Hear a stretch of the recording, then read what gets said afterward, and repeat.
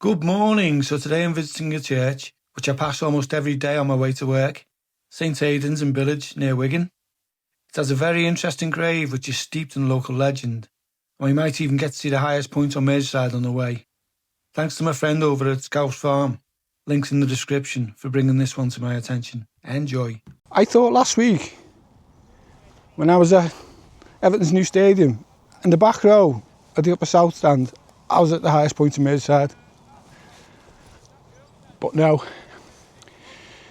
this is the highest point in Merseyside at 179 metres. And I don't know if you can make out, there's the docks there at Seaforth. So these views are just amazing. You might be able to make out the bridge there near Runcorn, the new, not sure what it's called, it's the Millennium Bridge, I don't even know.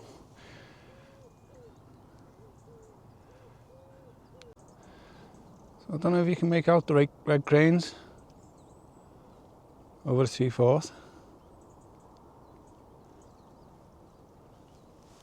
Into the Welsh Mountains, across Liverpool. Then we come across, you've got Runcorn, Frodgy Mill, and just beyond the tree line, I'm saying this, I don't even know if you can see it, I'll pick it up on the camera because I've got a tiny screen, but it's the Reebok Stadium.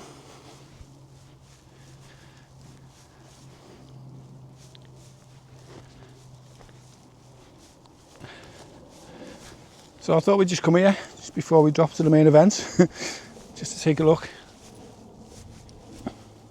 So I'm the king of the Merseyside this morning, no one higher.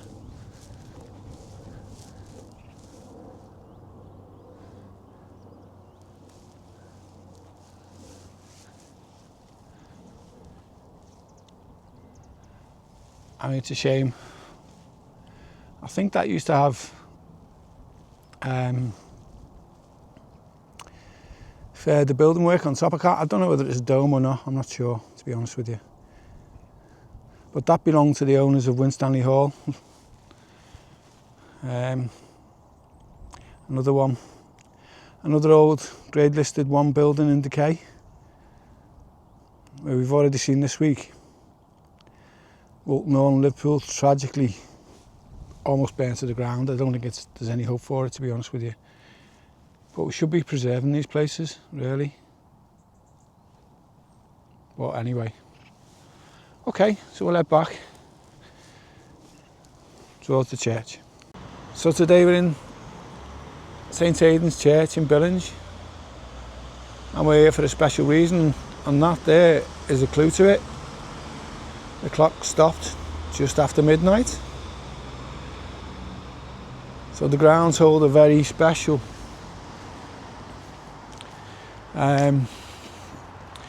secret. So I'm going to do a voiceover at this point because the church is pretty busy with a community event at the minute. So the church was granted Grade 2 Plus listing in 1966. As I say, it was designed by Henry Sefton, and it was the major donator was a guy called James Scarisbrick, who was a Liverpool merchant. He helped to rebuild the church. The lectern is a copy of the York Minster lectern and was installed in 1909. There's a brass chandelier from the 18th century. There's also a communion table, which is said to be from the 18th century, but to be honest with you, looking at it, it really doesn't look that. I don't know. A lot of the windows were installed in 1913 and the pipe organ in 1919 as a war memorial. As I say, I'll just have a walk around and show you into the inside.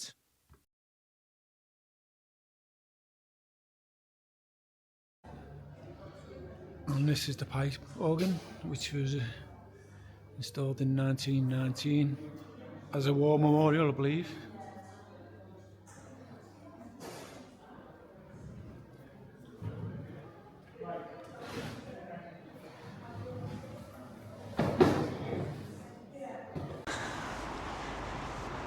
The church itself took 2 years to build and was finished in 1718. It was built on the site of an area chapel, which was from around 1539, I believe. Wow, look at that. And was known as the Chapel of Ease. It was known as the Chapel of Ease because it's not the parish church, but it's easier to get to, so it's the Chapel of Ease, obviously. And then it became a parish of its own. And obviously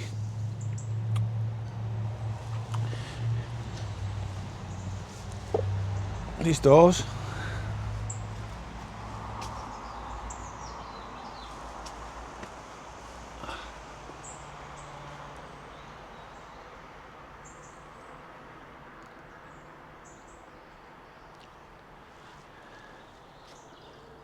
I think they might even predate the church. The graves that side, they look really old.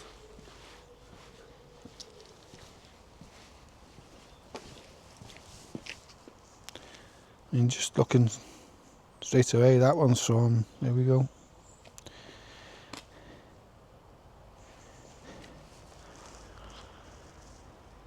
(1861). So the church, as I say, opened in 1718.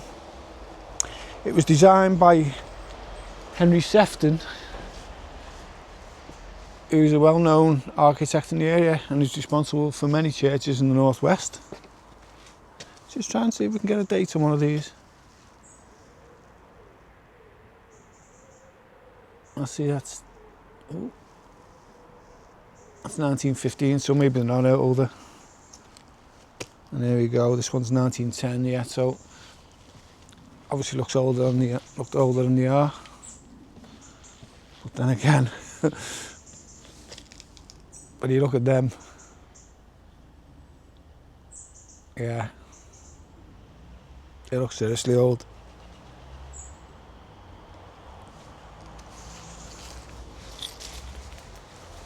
Wow.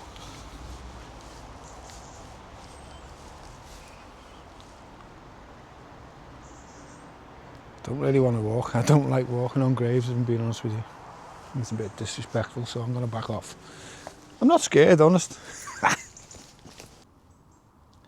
Okay, so this one goes back to 1853.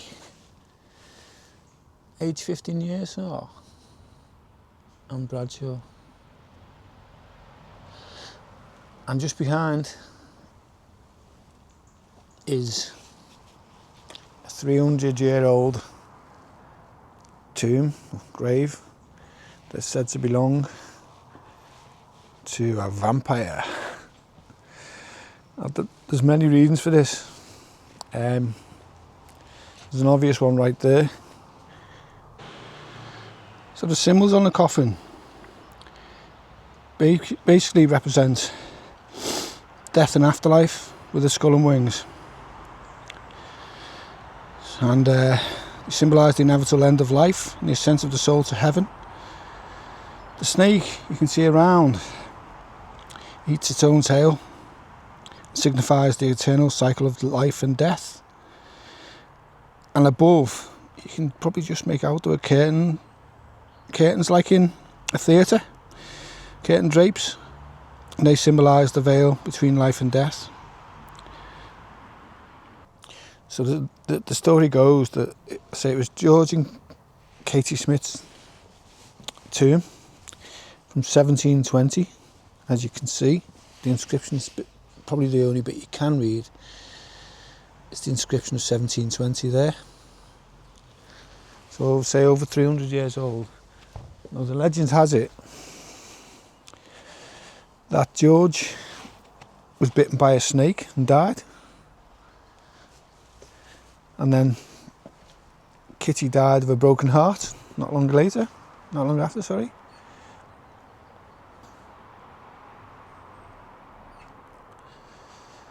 But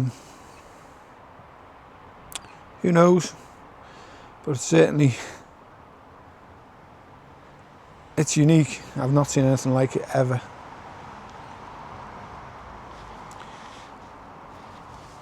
I think what I'm going to do now is go into the village and see if I can find any clues,